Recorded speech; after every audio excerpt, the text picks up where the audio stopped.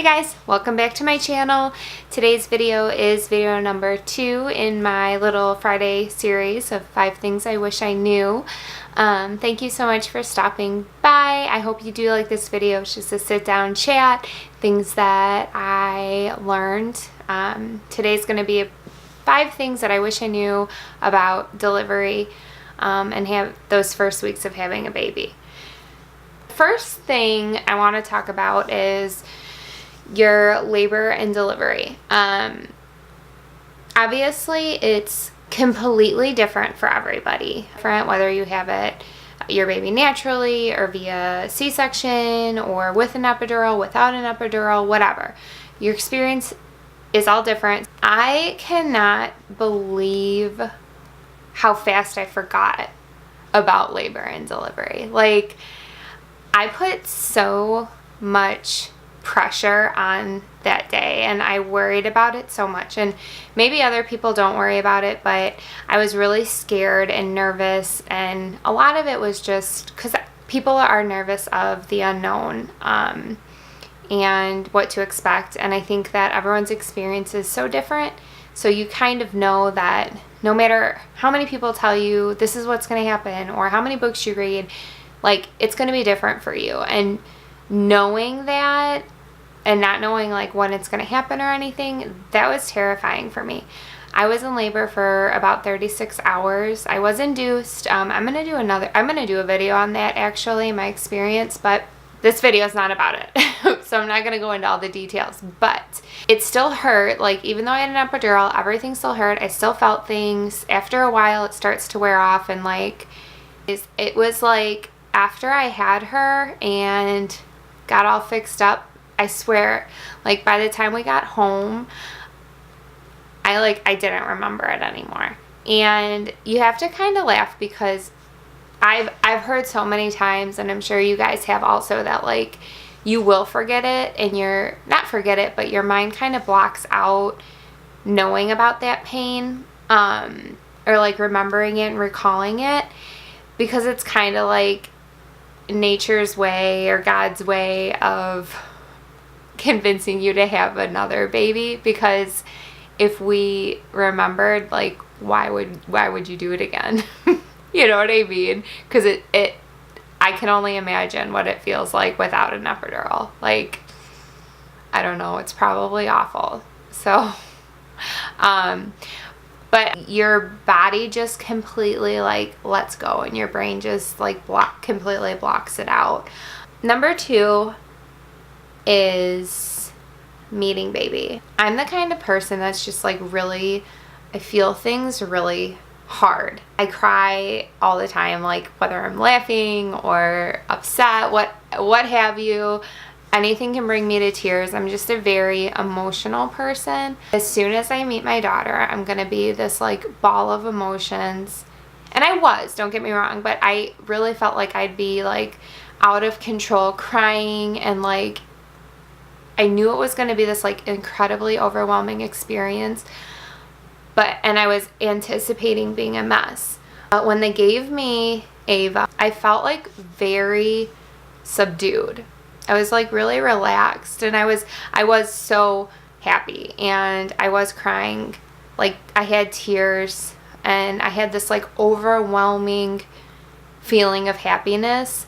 It was like I felt very peaceful. Like, I just held her, and like I totally did not react how I thought I was going to react. And I think that a lot of people put pressure on that moment, and it's different for everyone. I know some moms, they don't feel anything, you know, they're very emotionless, I guess, or maybe they don't feel like an immediate bond to their baby right off the bat, or they don't cry, or they don't feel like overwhelmingly happy.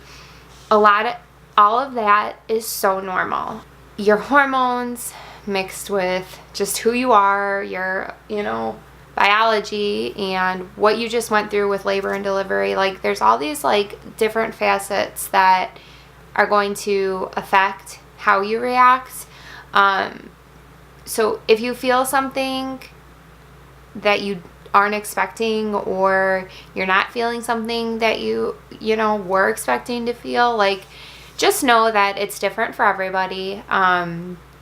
Like I said, I really thought that I was going to be like this huge ball of emotions and crying and all these things, and I wasn't. I felt like really chill and relaxed and like, fine, like, all right, I did this, I got this baby, and she's great, and I cried a little bit, and I loved her so much. But you know, it wasn't until like a little bit later that I think it hit me more. But I think that happens for a lot of people. So, you know, that's just one thing, like, that I didn't know, is how unprepared, I guess that's what I should say, is you're completely unprepared for how you're going to react. Number 3 is that, and it's so obvious, like, obviously having a baby is such a huge adjustment, but I wasn't prepared for how I was gonna feel those first weeks after having the baby, and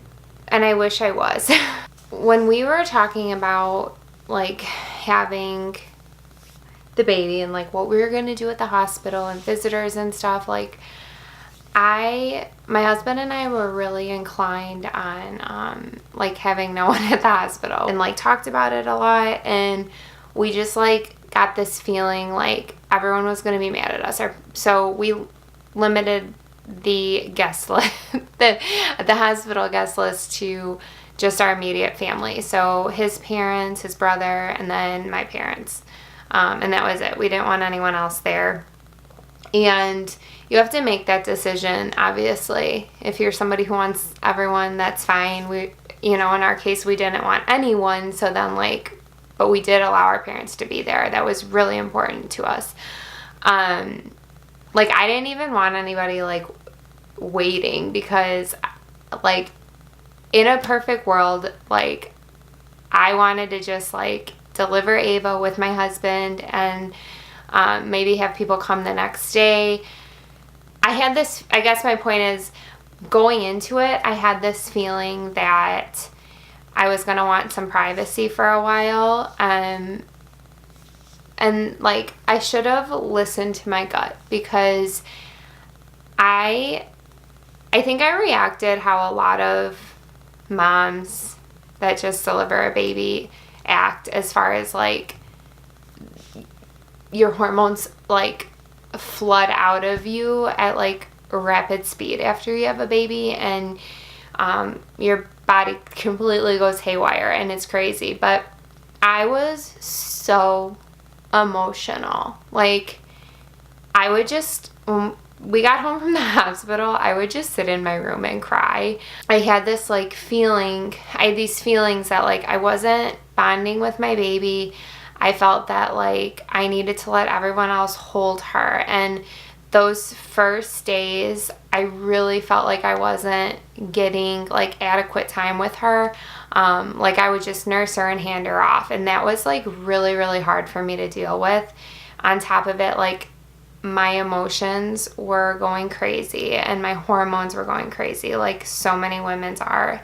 And the thing is, everybody who knows someone who has had a baby or has dealt firsthand, like, so obviously like your parents, you know, they know what you're going to be going through. So I don't think anyone was like surprised at how sad I was or how sad I felt, because it's so normal for a lot of women. It was just really hard. And it wasn't just adjusting to all of a sudden I have this baby at home and that's stirring up all these emotions, which is going to do that naturally, but you have to also deal with like this adjustment, these hormones. Like, you are pregnant and then the next day you're not pregnant anymore, and your body, it's natural, like it's a natural process obviously, but your body is adjusting to that, and it's very, very difficult. So I wasn't prepared for how it was going to really feel.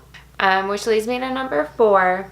This is gonna, I don't know, it might sound a little like contradicting number 3, but I felt like for me, I completely like just naturally fell into this new role of being a mother. And I think that speaking for women who are having children or pregnant, you know, you kind of prepare yourself mentally for 40 weeks to have this baby. So it's like you become this mother already and you have this preparation. But all of a sudden, it's like you start doing things and taking care of your child. Like even if you've had no exposure to babies before, you still like just have this natural instinct that has obviously evolved with women for a million years, that we just have in our blood to become mothers. But you fall into this new role, and it's such a phenomenon. Like, and you don't, I think that we spend so much time this day and age like reading and Googling things, and we have so much information that it can also be a curse. So, you know, while you might read every baby book out there, pregnancy book out there, a lot of it comes really natural. You basically just fall into these new roles as parents, like immediately. Like you go from being not parents to parents in a split second. Like it's hard to explain. I mean, at least that's how it was for me. Maybe that's not the case for everyone, but it's like all of a sudden you're mom. I feel like all of a sudden I grew up. I mean, don't get me wrong. There's going to be times where you're not going to know what the hell to do. But as far as like feeding your child and keeping them clean and, you know, taken care of and warm and loved, like it just comes very naturally. And you'll learn this once you have your baby, but that's what they need. They want you. They want a full belly. They want to be snuggled. Maybe not your baby, but they want to be just, you know, happy, content, fed, and rested. Like that's what they need, and you'll be able to provide those things. So that's number 4. And then number 5, which is really big for me about having a baby. There's this like 8-week period that's like the dark days. I don't know if it like has a name or anything, seriously, but Ava was like this wonderful baby the first week. Like she just slept and was cuddly and fine, and then all of a sudden she flipped a switch and she was so hard I could not put her down. She cried constantly. Like, I'm not going to dwell on it, but I remember bringing her into her first and second doctor's appointment. And they were both within like, I don't know, they were both, maybe it was just, no, it was 2 doctor's appointments that we had within an 8-week period. But bringing her into the pediatrician, and he was like, you need to relax, like just get to 8 weeks, get to 8 weeks, get to 8 weeks. Like, this is a dark period. Babies are adjusting outside the womb.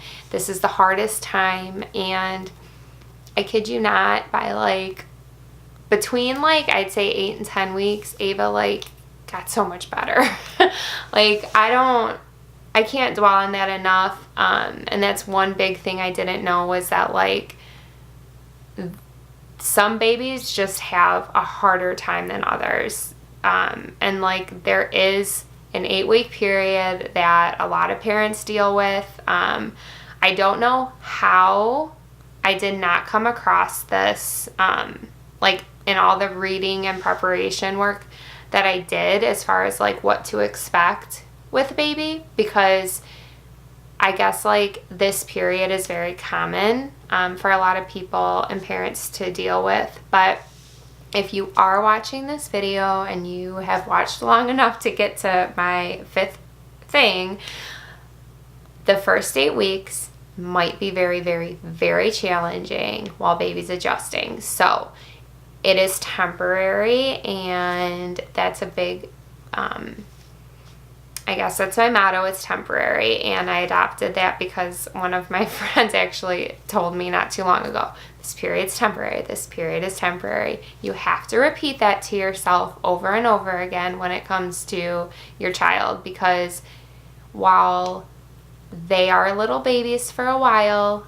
They're going to go through so many changes, and it is going to be temporary. But yes, number 5, the first 8 weeks could be excruciating. But anyways, I'm going to end the video there because I know that I tend to ramble a lot. And I'm hoping these videos and sit down chats are like kind of fun for you guys to listen to. Thank you guys so much for watching this video. I really hope you liked it. If you did, make sure to give it a thumbs up. Please subscribe to my channel. As always, I'm trying to really grow my YouTube family. So it would mean a lot if you did subscribe, and leave me comments like I stated earlier. I want to hear from you, or find me on Instagram, hit me up there. I like to connect with people, so make sure to do that, and thank you again for watching. Bye.